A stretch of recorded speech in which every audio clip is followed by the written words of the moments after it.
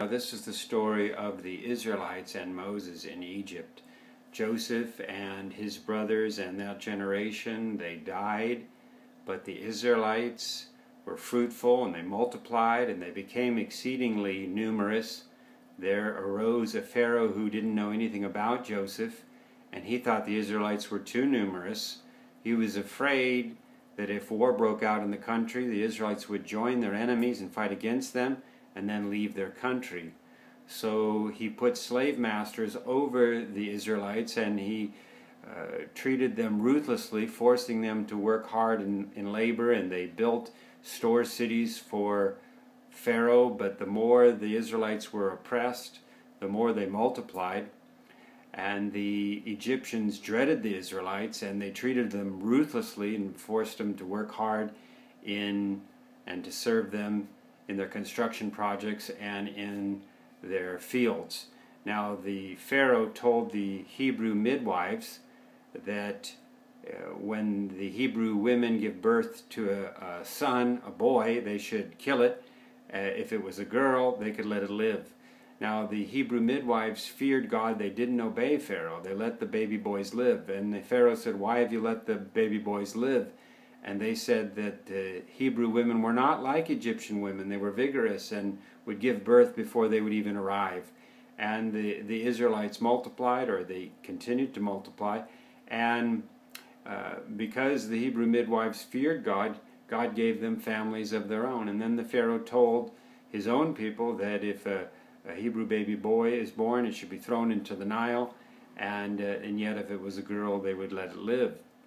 Now there was a Levite man who married a Levite woman. They had a son. It was a fine child, and the mother hid the child for 3 months, and when she could hide him no more, she took a basket, she coated it or waterproofed it with tar and pitch, and she placed the baby in the basket, and she put the basket in the reeds along the Nile River, and the baby's sister watched from a distance to see what would happen to the baby. Now Pharaoh's daughter came down to the Nile to bathe. She saw the basket.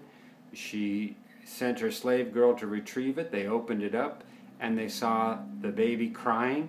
And Pharaoh's daughter said, "This is a Hebrew child," and she felt sorry for it. And then the baby's sister said, "Should I fetch a Hebrew woman to nurse the child for you?" And she agreed. And she went, and the girl went and got the baby's own mother. And the Pharaoh's daughter said, "Nurse the baby for me and I'll pay you." And when the child grew, he became the son of Pharaoh's daughter. And Pharaoh's daughter called him Moses, for she had drawn him out of the water. Now, when Moses had grown up, he was watching his own people, the Israelites, in their forced labor, and he saw an Egyptian beating a Hebrew. So Moses looked around and he didn't see anyone, so he killed the Egyptian, and then he buried his body in the sand. The next day Moses saw 2 Hebrews fighting, and he said, "Why are you hitting your fellow Hebrew?" And the man said, "Who made you ruler and judge over us? Are you going to kill me like you killed the Egyptian?"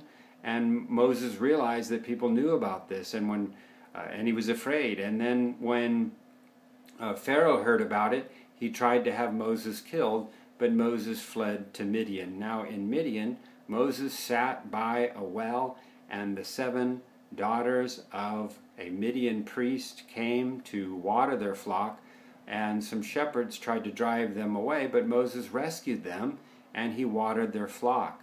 Then when the girls went home, their father asked, "Why are you home so early?" And they said, "An Egyptian rescued us from the shepherds, and he watered our flock."